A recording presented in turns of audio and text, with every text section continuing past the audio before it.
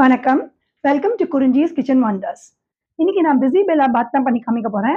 Normal busy Bella பாத்தும், அதோட கொஞ்சம் மசாலா போட்டு, அந்த பிஸி பெல்லா ஹோலி அண்ணாவோட ஸ்டைலும் சேர்த்து, இது 2த்தையும் கம்பைன் பண்ணி பண்ண போறேன். ஸோ வாங்க எப்படி பண்றதுன்னு பார்க்கலாம். அண்ட் அது கூட நான் வந்து ஒரு ஈவினிங்க்கு ஒரு ஸ்நாக் மசாலா பீனட்டும் பண்ணி காமிக்க போறேன். ஸோ இதெல்லாம் பசங்க குழந்தைங்க ஸ்கூல்லேருந்து வரும்போது கூட இந்த மசாலா பீனட்ட பண்ணி வச்சா உடனே சாப்பிடலாம். அண்ட் நமக்கும் ஒரு ஹெல்த்தி ஸ்நாக்கா இருக்கும். ஏன்னா எப்பவா இருந்தாலும் நம்ம இந்த பீனட் சாப்பிடுறது பிரேக்ஃபாஸ்ட்க்கோ இல்ல டிஃபனுக்கோ சாப்பிடுறது ஒரு ஹெல்த்தி ஸ்நாக்கா இருக்கும். ஸோ வாங்க எப்படி பண்றதுன்னு பார்க்கலாம். 2 ஸ்பூன் தனியா எடுத்துட்டு இருக்கேன். 1/2 ஸ்பூன் வெந்தயம் எடுத்துட்டு இருக்கேன். 1/2 ஸ்பூன் உளுத்தம் பருப்பு எடுத்துட்டு இருக்கேன். 2 ஸ்பூன் கடலை பருப்பு எடுத்துட்டு இருக்கேன். அப்புறம் ஒரு சின்ன பீஸ் பட்டை, கசகசா ஒரு 1/2 ஸ்பூன் எடுத்துட்டு இருக்கேன். 3 குண்டு மிளகாவும், அப்புறமா இந்த 3 காஷ்மீரி சில்லியும் எடுத்துட்டு இருக்கேன். இதெல்லாம் நம்ம முதல்ல போட்டு வறுத்துடலாம். கொஞ்சமா எண்ணெய் ஊத்திருக்கேன் கடாயில. வாசனைக்காக ஒரு 2 ஏலக்காவும் போட்டுட்டு இருக்கேன். ஸோ இதை முதல்ல நம்ம வறுத்துக்கலாம். இந்த ஸ்டேஜ்ல கொஞ்சம் கொப்பரையும் எடுத்து வச்சிருக்கேன். ஸோ கொப்பரை போட்டுக்கலாம். இப்போ நம்ம ஆஃப் பண்ணி வச்சிடலாம் இதை. இது கொஞ்சம் ஆறட்டும். ஆறணும்னா மிக்சியில போட்டு பொடிச்சுக்கலாம். கடுகு போட்டுக்கலாம்.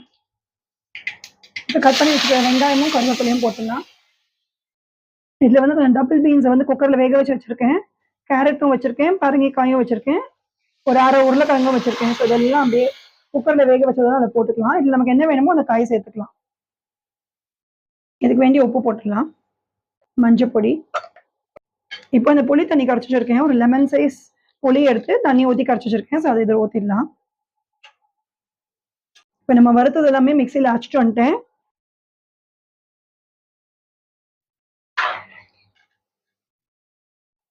இப்போ நல்லா இந்த புளி தண்ணி கொதிச்சு எடுத்து, ஸோ இதில் வந்து நான் 1 கப்பு அரிசியும் 1/2 கப்பு பருப்புமா குக்கரில் வச்சு எடுத்திருக்கேன்.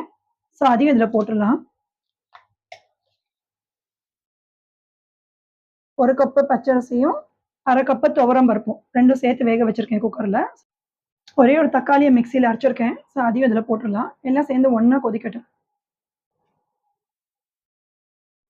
அவ்வளோதான். இப்போ நமக்கு எல்லாம் கொதிச்சு நல்லா எடுத்து, ஸோ இந்த ஸ்டேஜ் இதை இறக்கி வச்சுட்டு இதுக்கு நம்ம தாளிச்சு கொட்டிடலாம். இதில் 1 ஸ்பூன் நெய் விட்டுக்கலாம்.